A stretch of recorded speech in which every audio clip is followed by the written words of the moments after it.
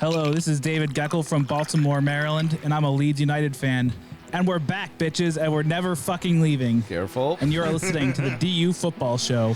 Well, you know, they did get 100 points. They did. And so did Burnley, also getting 100 points. They did, and becoming the greatest defense in English Football League history. You know, and yet somehow we have this sinking feeling they're going to fuck it off, right? Oh, definitely. Let's start the show. 100%. Born in the land of Bowie, Maryland. Bred to be a fan of fucking Everton. Punch you in the eye and drink your rye. Sam Houston. Sam Houston? Arsenal fans have another Sam. AKA the fucking Gooner Graham. Stuff of a lord. Looks great in shorts. Sam Graham, hey. Sam Graham. Fucking United!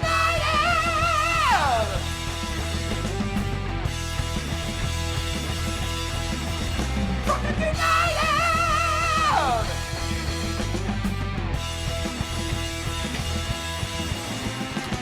Hello and welcome to DU Does EFL, a completely biased brief recap of the rest of English football as told by two common American schmucks. I am your host, Sam Houston, and over there, sweating with the jacket on, my co-host, Mr. Samuel Graham. How you doing, good sir? Doing all right. Doing all right. Good. It is one of those weird nights, though. Yeah, it is very weird night. Yeah.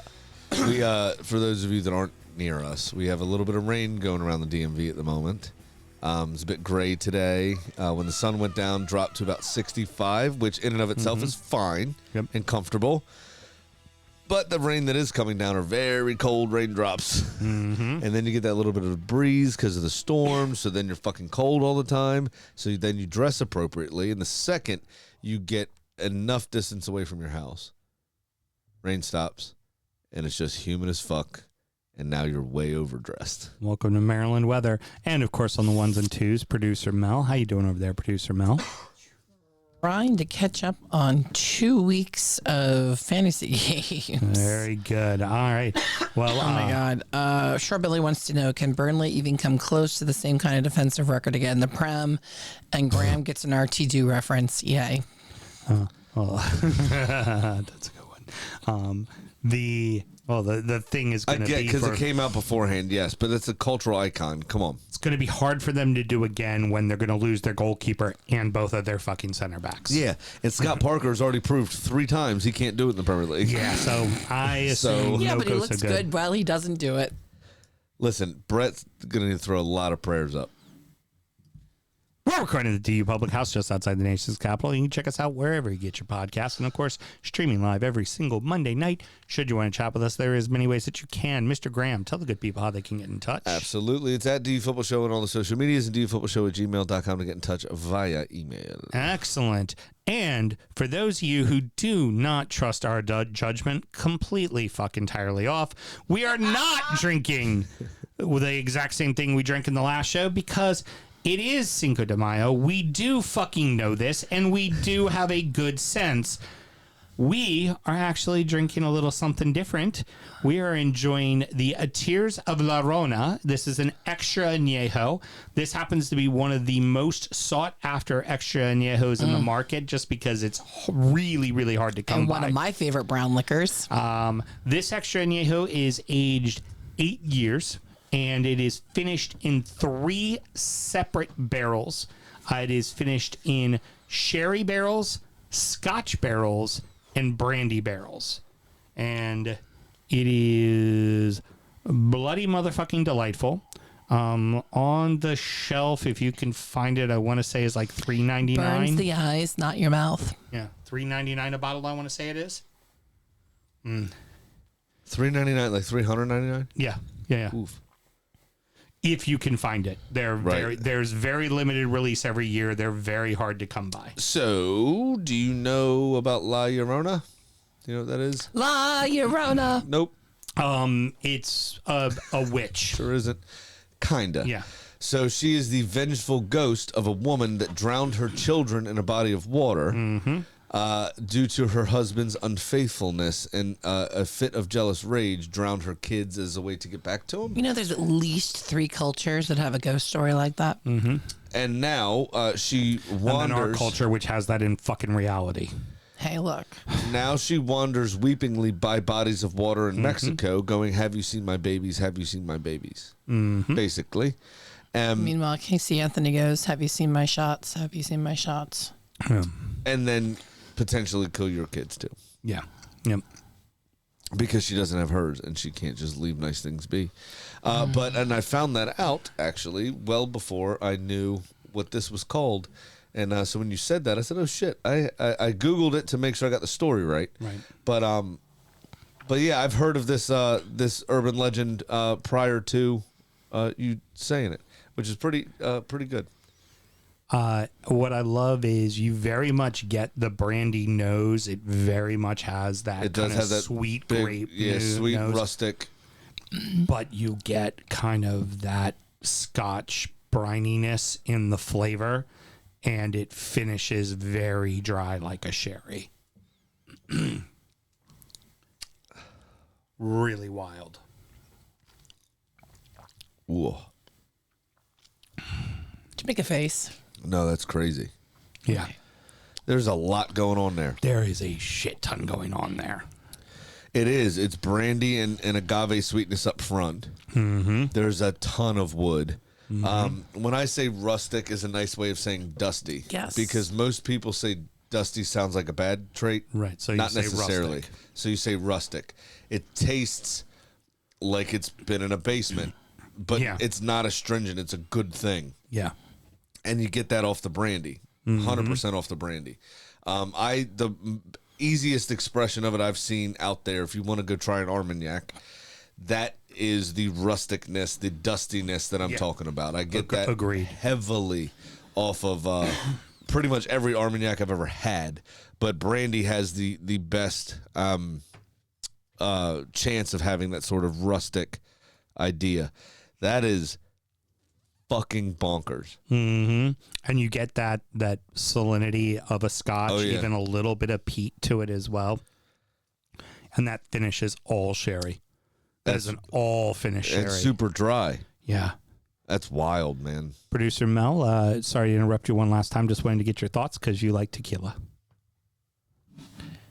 I very much enjoyed this one. There's a lot going on. Every time I take a sip, I find something new in it. Yeah. And some of it's really hard to pin down. The sherry finish, I didn't know how to quite put that into words, but yeah, I get that. Yeah, you get that really kind of bone dry mouth feel thing that comes with a sherry. For sure. Big time. I want to next week I'm going to bring it in Monday. I've got and we'll probably do it on EFL. I've got a new brand to us. Came over from Winebow called J. Rieger. You ever heard of this brand? Oh yeah, I know Rieger. Yeah, very so well. they do a Kansas City whiskey. Yeah. Yes, and that's not a thing that I knew existed. Yeah. And I know a lot about booze. So where most whiskeys will age in a barrel that previously contained port or sherry, in Kansas City, they're actually pouring fucking sherry into the whiskey. Yeah, just a little bit. Yep. So I'm very interested to see your actual take on that particular thing.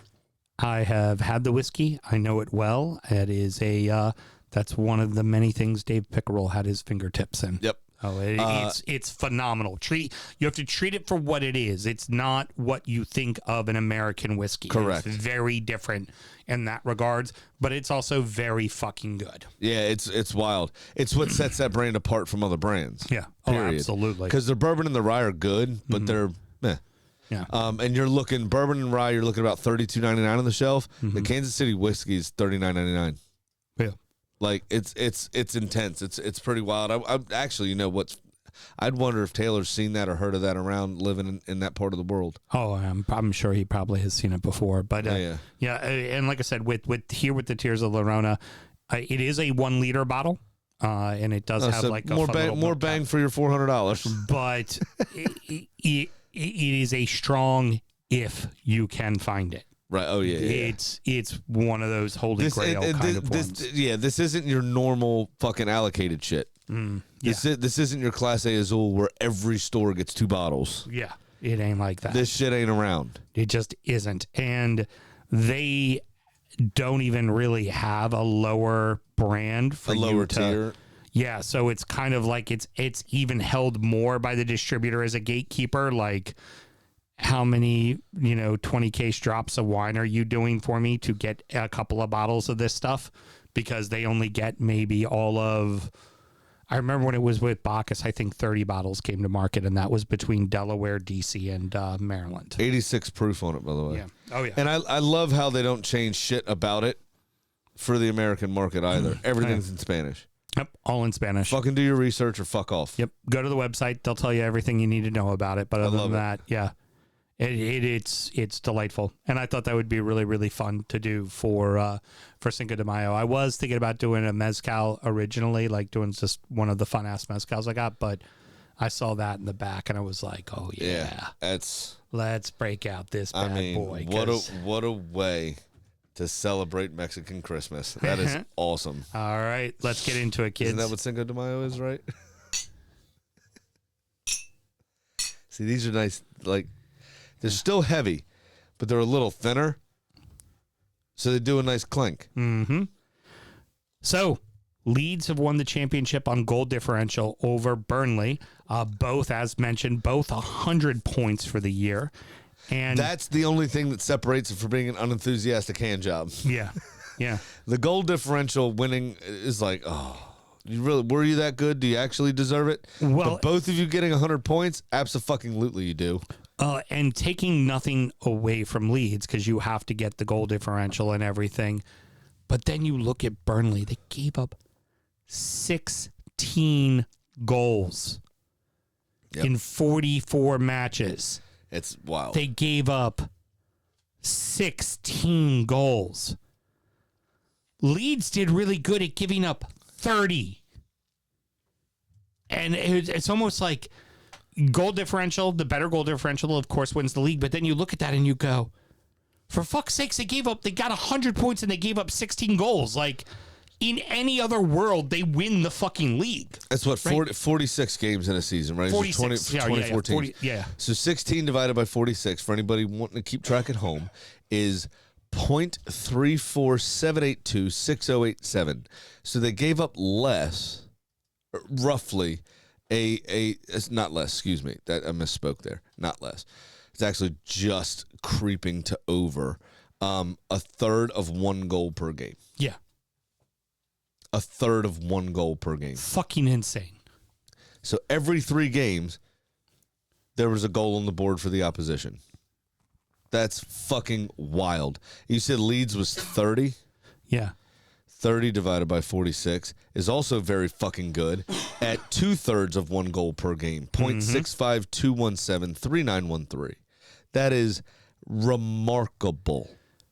It's too bad that the Premier League doesn't operate like that. And y'all are going to find it very tough, as Daniel Farke has also proved, not just Scott Parker, that he's not so good at the Premier League topics. Also worth mentioning for the Premier League, like, the best team for goals against was Liverpool on 30. And the top 5, like the 5th is Everton at 41. Right. Like, again, Leeds and Burnley had less goals against. Like, both of them on their own would be completely like, this team should have won the league, right? Much like how we talked about last year, how, like, Leicester should have won the league. You could have made an argument that Ipswich should have won the league. You could have made an argument that Leeds should have won the league. You could have made an argument that Southampton should have won the league. Like, those 4 teams were so fucking good. Exactly right. Yeah. You're absolutely correct. And it's just, it's so insane. 16 fucking goals. I mean, you know, I said this, I don't know if I said it out loud or if I just said it to you on the phone, like in a pre show meeting, that Leicester not scoring at home in 9 straight games is a remarkable feat. It's really hard not to do. It's like that. If you go play Keno and you play a 10 spot and you don't get a single number, they pay you for that. Right. Because it's really hard not to get a single number. Right. Exactly. So Leicester, by fluke, by accident, by the shit that happened in the Liverpool game with the defender clearing it off his own Should have player. gotten a goal. Something should have happened in 9 games where you scored, Yep. especially at home. Yep. A penalty, anything. So to only give up 16 over the course of a season is in a 24-team season, a league season. It's just fucking incredible. It's absolutely incredible. And good luck next season when you're relegated because your squad's going to get picked off like fucking vultures. Oh, yeah. Y'all are going to be rich, but you're going straight back down. Coventry beat Borough to jump over Bristol City, but Bristol City drew, which was enough for both of them to still secure playoff spots. Yep. So we go into the Blades and Bristol play each other on Monday, and Sunderland and Coventry play each other on Tuesday. Nice. We should also mention real quick for Frank Lampard, when he took over, they were either just outside of the relegation zone or just inside the relegation zone. Yeah, I can't remember. Right there in it. And the form that he's been on, this new era Neil Warnock, the one guy that knows how to get out of this league, went on a run of form that saw them fly up the table and now are in the championship spots. Or in the playoff spots rather. The only thing I wonder that's fucking crazy for both of those teams is both of those teams this season, particularly under Frank for Coventry, but also for Bristol, did dog shit against the teams above them. Yeah. So that's concerning going into the playoffs. But both for of Coventry, them, you mean? For Coventry, yeah, because Coventry. Not necessarily, and I'll tell you why. Because Okay. I heard this wild stat today. Okay. There are 2 teams that have outright lost their last 5 games in English League football across the 92. Mm-hmm. It is Morecambe, who finished in dead last of League 2, Mm-hmm. and it is Sunderland. Wow. Okay. They are on one of the shittest run of forms they've had this season, period, going into the 2 most important games they will play, besides the 3rd most important game if they Which get would through be the these final. 2. Yeah. Fair. Now, to the bottom of the table, Hull drew Pompey. Now, they were beating Pompey most of the game, but Pompey got a goal at the end. Surprisingly, it's probably a fuck all to play for. Right. Well, it was at Pompey, too, so everybody's celebrating. Yeah, and shit, fair. probably singing Bring On the Saints and shit like that. Oh, right? yeah, absolutely. Yeah, they're fucking having a big old party. Let's go across the harbor. But coupled with Luton losing 5-3 at West Brom, who had nothing to play for. All Luton had to do was get a fucking point. That's all they had to do was get a point. And by the way, they were down 4-1 at one point. And that sends the Hatters down on goal differential and making them the 4th club ever to see demotions from the Premier League and the Championship in back-to-back years. Damn, that's tough. You know, I'm not sure how they've managed their one season of Premier League funds, but you have to imagine that just the finances alone should see them come out of League One fairly easily. You hope. But the way they fucked this season off, who knows? If We said it about them when they were in the Premier League. I mean, like you said, they were down 4-1, ended up losing 5-3. They've got to show some discipline. But here's the thing At with some League capacity. One. We'll get on to what's going on with Reading, but Reading didn't make it into the playoffs. Huddersfield didn't make it into the playoffs. Bolton has been rising, and only one of Wickham, Stockport, Charlton, or the O's is going to go up, right? Wickham is a team that's always in and around the top of the of League One and occasionally goes up to the Championship.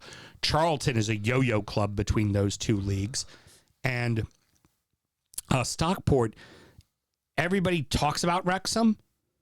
Stockport has done the same kind of meteoric rise that...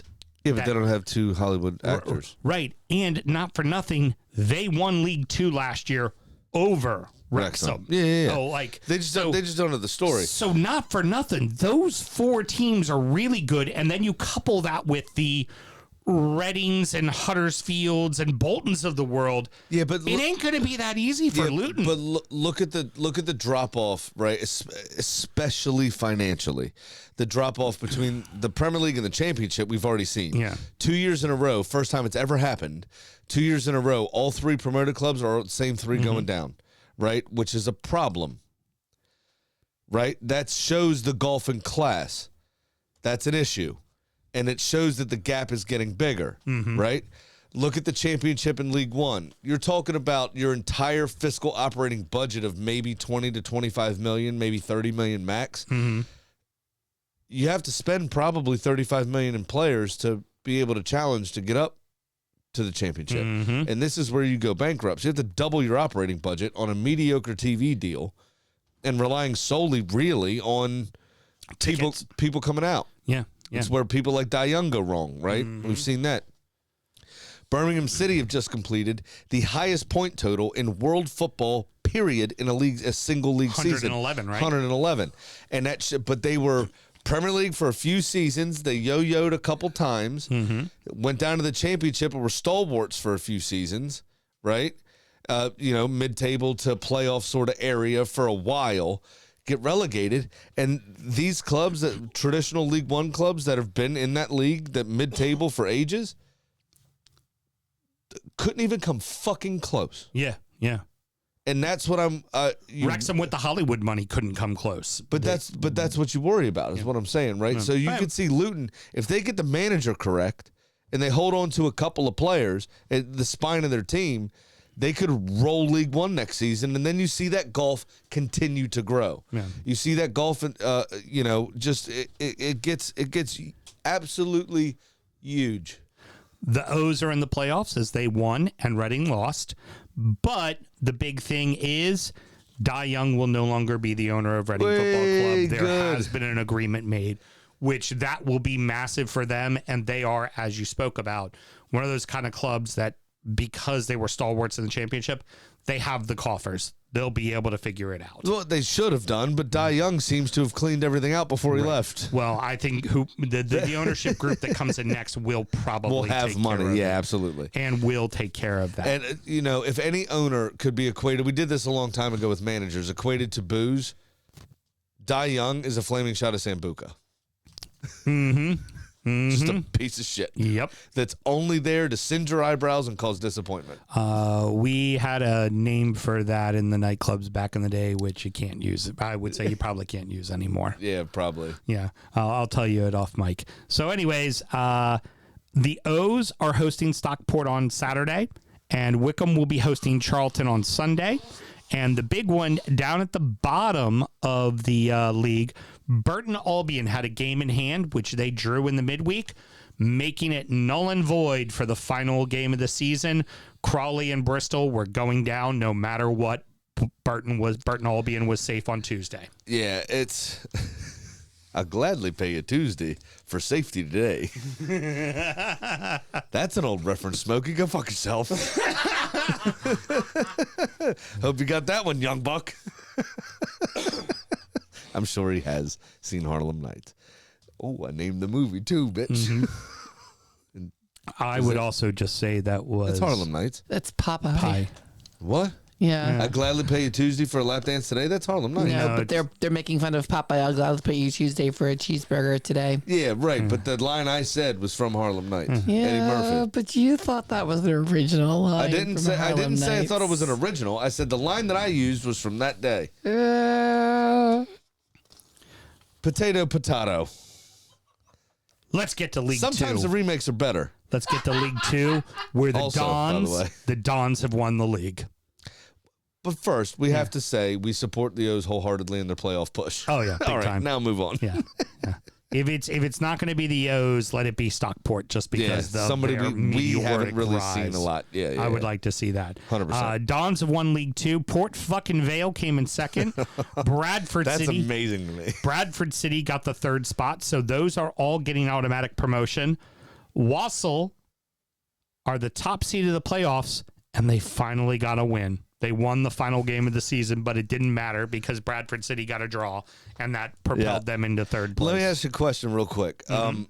Who was the fan supporting when he was making fun of Port fucking Vale from the stands? Don, an MK Don. It was MK Don's, was it? Yeah.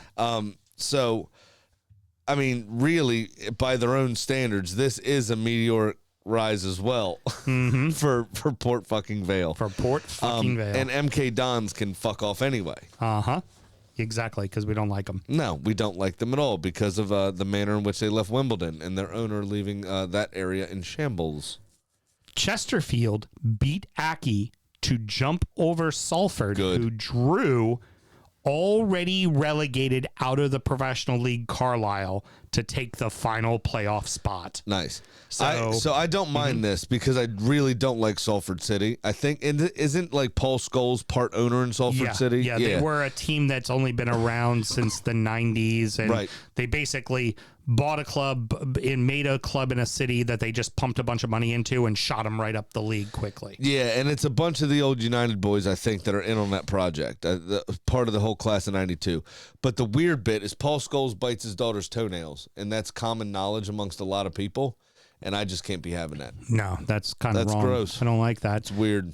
We have Notts will host Wimbledon on Saturday, and Chesterfield will host Wassel on Sunday. Now, what we need, though, is the real AFC Wimbledon, who MK Don is from Wimbledon. They left Wimbledon and left the area, the stadium, everything else in tatters, moved to Milton Keynes, stole the club, essentially. Yep. And then a fan-funded kind of thing popped up in its spot. I don't know if I have the story entirely correctly, but that's the nuts and bolts of that. And we want AFC Wimbledon to do well because that is the club of the people of Wimbledon, period. Absolutely. That's pretty much who I'm rooting for. I don't feel like Wassel deserves to get the promotion, especially considering they had that 12-point lead in February and then completely fucked it off. No, and fuck Salford as well. And in the National League, Barnet have already gained promotion. Now, they have changed how they do things. Great. Perfect. Top seed. Just what we need. Top seed gets automatic promotion. Okay. Second and third get a bye of the playoff from the first round of the playoffs. Okay. Fourth place, seventh, fifth place, sixth. The winners play second and third in the semifinals. Then those winners play each other in the final. I kind of like The that. idea is to give more teams an opportunity because only 2 teams get Did you promoted. fall asleep there? Yeah. So that is That's how exciting this chat is. that is Fucking exhilarating. why they changed it, and I think that's fair. I don't disagree with only 2 teams going down out of League 2. No, not me I either. think it should be hard, like it should To get into the league, absolutely. Yeah, it Yeah, should be 100%. very hard to get into the league, and if you go down, you have to face the toils so- of being in the National League. There, to not further create more gulfs, there should be a route into the league and a fairly attainable route. Yeah. But it should also be special to be in league football and be a proper professional club. If you overextend yourself and you overspend and you get into 7th place, you used to not even get an opportunity. It was basically second played 5th, third played 4th, and And that everybody was else it. could fuck Yeah, off. right. No, exactly. So this way, at least you have More a clubs chance are included. Yes. to win and advance, which Also, is love, fair. this happens right after 2 Americans come in and change the whole thing. Like that a Very lot. true. All right, that's going to wrap it up, Mr. Graham. Any parting words? I do not have any parting words, although, well, except for rather that it was another exhilarating season in the English Football League. A lot of very cool stuff happened as we just went over, and very, very fucking excited to see what the lower leagues have to offer us next season. Yep. And next week, there will not be an EFL show. We're going to wait till after the playoffs are done. Yep, and then we we'll will- also have the FA Cup final will be included in the EFL show as well, which I'm not even sure the date, to be honest with you, at the moment. Is the FA Cup final's on my birthday, isn't it? 17th, yep. Yeah. And then the 18th, there's games. And then the following week, there is the finals. Carly, so we're going out to dinner the night before on the 16th. Carly says, she was like, what do you want for your birthday lunch? I'm not doing anything like crazy, but what do you want for your, I said, I don't know. Maybe I'll just say the last little bit of football. Yeah. Just give me a little football. Little FA Cup final. That's all I need. Thank you very much. Little as a penalty to win it. Love it. All right, everybody. mind that. Next up is Injury Time, where we're going to go over the beers we've been drinking, talk about fantasy, check in on our adopted club, and, of course, preview the weekend's action. Mr. Graham, should somebody want to go, how about doing that? How do they do that? Yeah, I got through it. All right. It wasn't good, but but All right, what Fred I did was Flintstone, hold on, I'll tell you. I fought my way through that asshole. You habba-dabba-do your way over to patreon.com/team football show. Sign up to that $5 tier, and you can get all the brontosaurus you want, my friend. Gus, why you make the fire so big? We're not eating brother sauce burgers. We eat burgers and Franks. Look at Charlie over there with 3rd-degree burns eating a Frank. Because you make the fire too big, Gus. You make the fire too big. Till next week, everybody.